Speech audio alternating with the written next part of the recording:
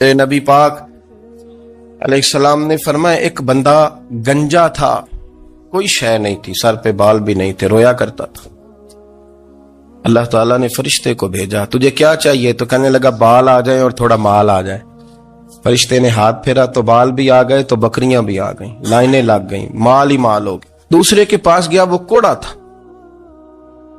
اس کو جا کے کہا کیا چاہیے؟ کہنے لگا شفا ہو جائے اور کچھ اللہ تعالیٰ آسانی کر دے۔ شفا بھی ہو گئی، گائیں بھی دے دی، بھینسیں بھی دے دی، مال ہی مال ہو۔ پھر ایک کے پاس گیا، وہ اندھا تھا، تجھے کیا چاہیے؟ اس نے کہا آنکھیں مل جائیں اور کچھ ساتھ اللہ مال دے دے۔ اونٹ ہی اونٹ ہو گئے۔ جب بڑا نواز دیا تو پھر مالک نے امتحان لینے کا ارادہ کیا۔ اللہ نے فرمایا آزمائش کرو۔ سب سے پہلے گنجے کے پاس آئے، اسے کہا اللہ کے رستے میں کچھ دیکھا نہیں لگا، میرے خرچے ہی بڑے ہیں، دیکھو تو صحیح کتنی مشکل میں وقت گزارتا ہوں، حال ہی کوئی نہیں۔ تو اس نے کہا میں نے تو سنا ہے تو گنجا اور بھوکا ننگا تھا۔ کہنے لگا میں تو جدی پشتی رئیس اعظم ہوں، تو یہ کس پاگل نے کہا ہے بھاگ جا؟ اس نے کہا اچھا جیسے تو تھا ویسے ہی ہو جائے۔ کھیت کھلیان اجڑ گئے، پھر سے گنجا ہو گیا۔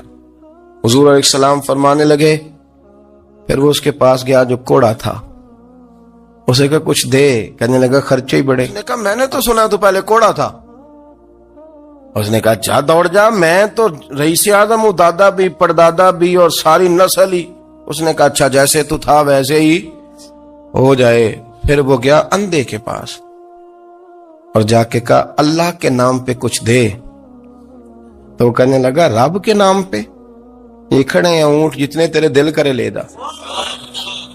اس نے کہا کیا مانا اس بات کا؟ کہنے لگا یار تجھے کیا بتاؤں، میں تو اندھا تھا، میں نے تو کبھی دنیا دیکھی نہیں تھی، پھر اس کریم نے فضل کیا تو مجھے بڑا کچھ دکھایا۔ وہ کہنے لگا تو اللہ کے نام پہ جان مانگ، میں وہ بھی دینے کو تیار، میرے پاس تو شے ہی کوئی نہیں تھی، مجھے تو اپنا پتہ ہے میں تو کوئی شے نہیں تھا، کچھ نہیں تھا میرے پاس، یہ تو ان کا کرم ہے کہ رخ ان کا ادھر ہے، اور مختصر سی میری کہانی ہے، یہ جو بھی ہے ان کی مہربانی ہے۔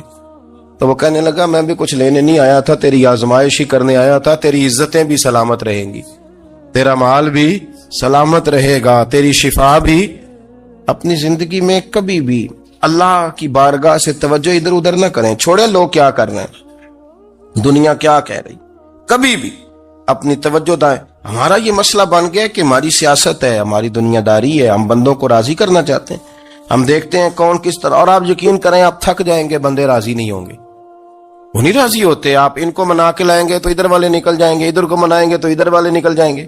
اس چکر سے باہر آئیں، اس رب کو راضی کریں جو فرماتا ہے ایمان لانے کے بعد نیک عمل کر، میں لوگوں کے دلوں میں تیری محبت پیدا کر دوں۔